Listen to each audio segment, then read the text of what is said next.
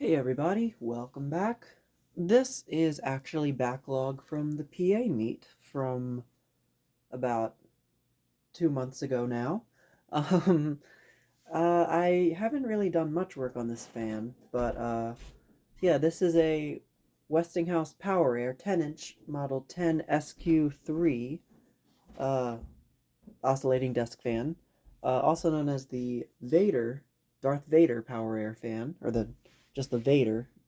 Uh, But yeah, these are from the 30s. I think this one might be from the mid 30s. I'm not entirely sure.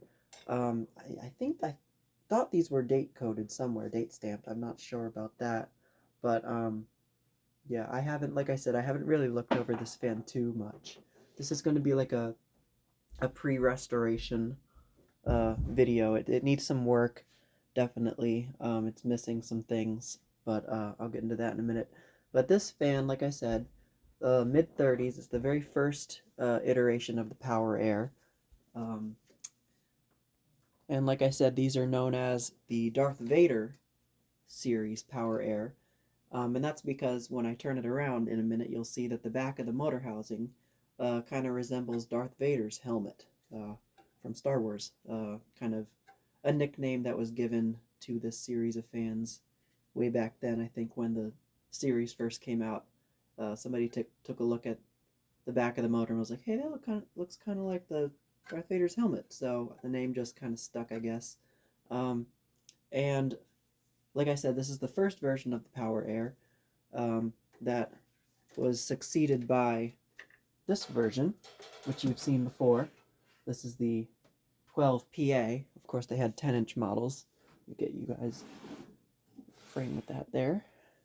But yeah, these were uh, kind of an updated version of these. I feel these were a bit more Art Deco, the Vader style. Um, these were kind of more streamlined with the chrome teardrop on the base and the circular Venturi ring on the front. But yeah, anyways, you've seen this fan before already. But the other commonality that this fan has, or this version, and the first version, the Vader, is that the blades are micarta, which was, as I mentioned in the other one's video, an early form of plastic that Westinghouse designed actually specifically for fan blades. Um, and a lot of their early fans were blades were made of micarta.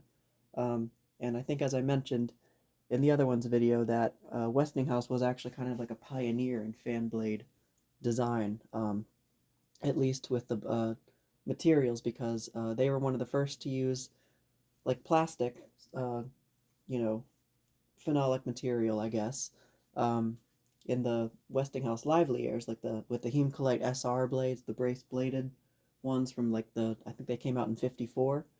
Um, yeah, they were one of the very first companies to use plastic blades on their fans, and of course they were one of the first to use this sort of phenolic bakelite material, micarta, on their blade or on their fans. So they were definitely a pioneer of sorts in the way of blade design. And of course, as you probably already guessed, this one was designed by Gustav H. Koch, which is, I'm pretty sure, how you pronounce his name. Koch or Koch, I'm not really sure. But he was a very, very prominent designer back at Westinghouse in the early days, designing a lot of their fans. Um, he designed pretty much all the counterclockwise rotating fans, and the airs, the PowerAire, lively air, mobile air, whirl air, uh, rotaire, I think, debonair, yeah, all those, Riviera. He was like Westinghouse's golden boy of the time. But yeah, this fan has these very, very steeply pitched micarta blades, and I'm going to turn the fan around to the side. Actually, I'll do this side. Go over around the other side of the camera. Okay, so you can see the blades are extremely steeply pitched, much steeper than the later version, which, you know, they're still pretty steeply pitched, but they're not as steep as these. These are just incredible. They're like they're almost like the Emerson elephant ear overlapping blades, but I think these have an even bigger surface. And I do like how they overlap, and they do kind of overhang the motor a bit, which is really cool. Um, yeah, but see the switch down here. I don't think this one's original. I don't think that's an original switch. It's not actually. It obviously isn't. It doesn't have a way to fit in there.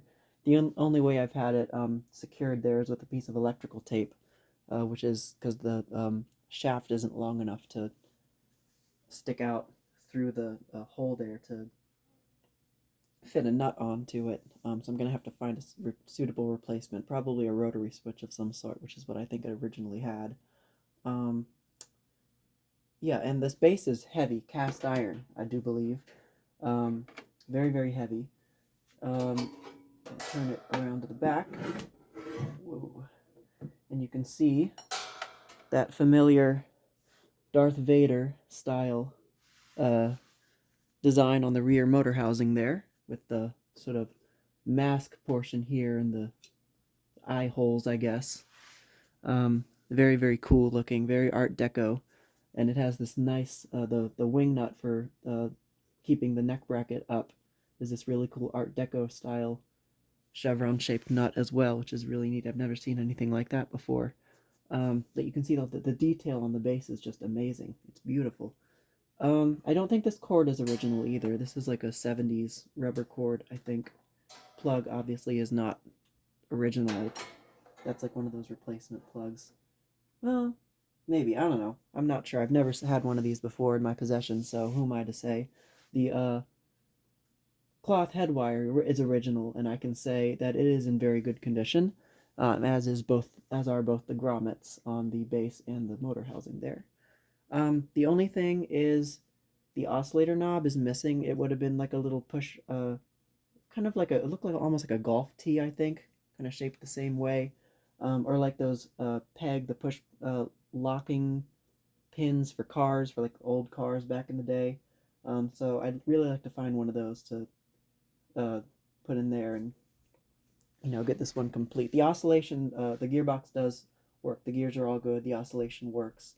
So the only issue is turning it on and off is kind of a bear, because you got to either take the motor housing off or stick a needle nose plier in there and carefully pull it up without damaging the threads. So I may demonstrate the oscillation if I'm feeling adventurous today.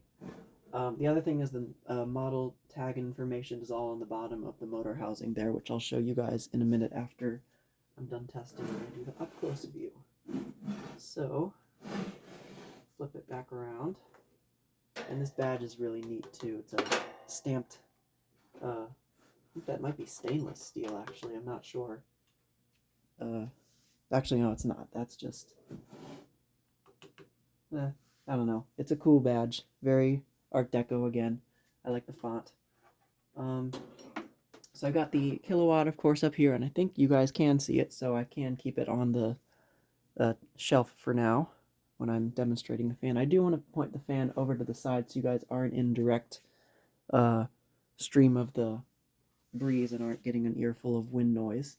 So let's go ahead and turn the fan on. It's only one speed. The 10-inch models were just one speed. I think the 12-inch and larger ones were 2 or 3 speed. Probably 2 for the 12 inches and 3 for 16. So, turn it on. It is noisy. It does buzz. And it's shaking the camera around for the airflow.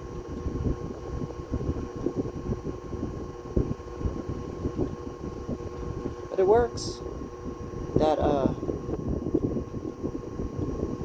really prominent buzz is a telltale sign that it needs revarnishing on the windings. It's trying to oscillate for some reason. I'm not sure why that is.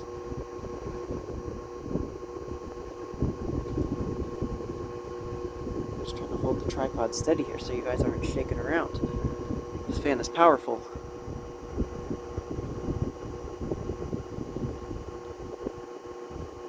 I guess I can show you guys the current draw.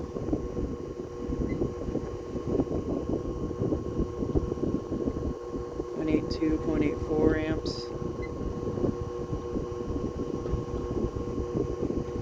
62.3 watts.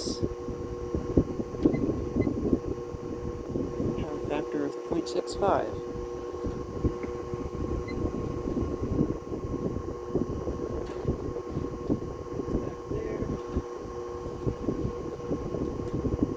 Alright, I'm going to spin it down now.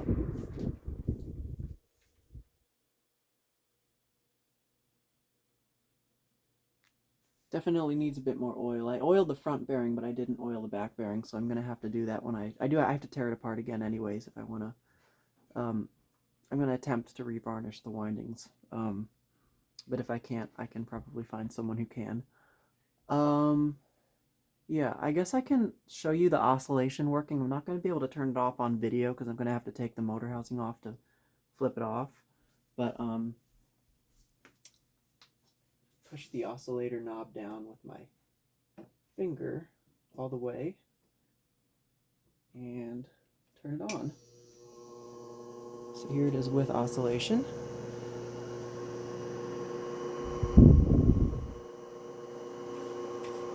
Pretty swift oscillation arc, which I really like actually.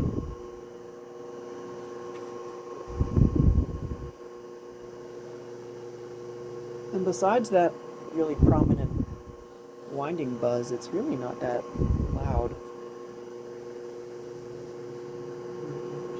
Centered.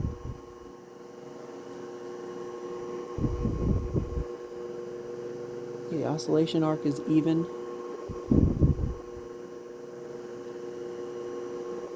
I do not believe this one has an adjustable oscillation arc degree.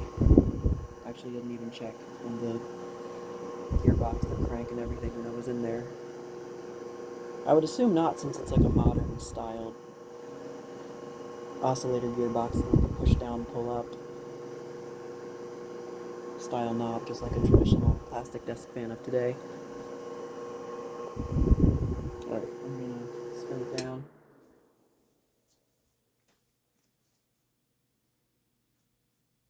Okay, so now I guess I can show you guys the fan up close. So here's that Westinghouse badge that I really like with that cool font. The blades. I'm pretty sure this brown paint is original. This is something else, something that's spilled on it. Yeah, because that brown paint is identical to the cage paint. Motor housing, very thick metal casting. I'm pretty sure that's cast anyways. There's the oscillator knob down in there. You can see it's got the threaded stud. That Darth Vader helmet. Really, really cool. It's so cool looking. I love it.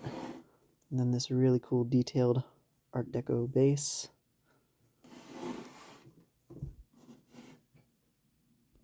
That switch, an original switch. And then the cord, of course, comes out of the back. Oops.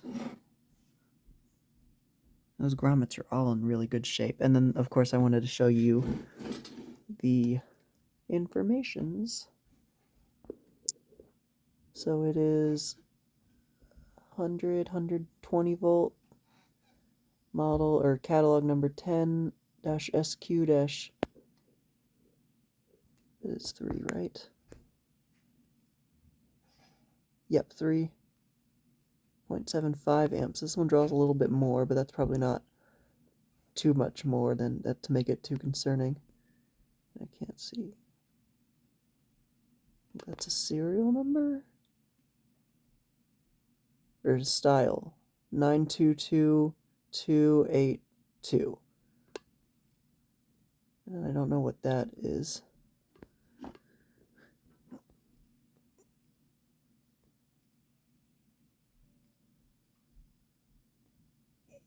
UH serial. Probably. Okay, anyways. So that is the Westinghouse PowerAire 10-inch oscillating desk fan, 10SQ3, aka the Vader. There goes the kilowatt. So thank you guys for watching. As always, this was, like I said, a pre-restoration video, so you'll probably see this one again after I've done some work to it, at least hopefully. But yeah, thank you guys for watching as always, and I'll see you in the next video.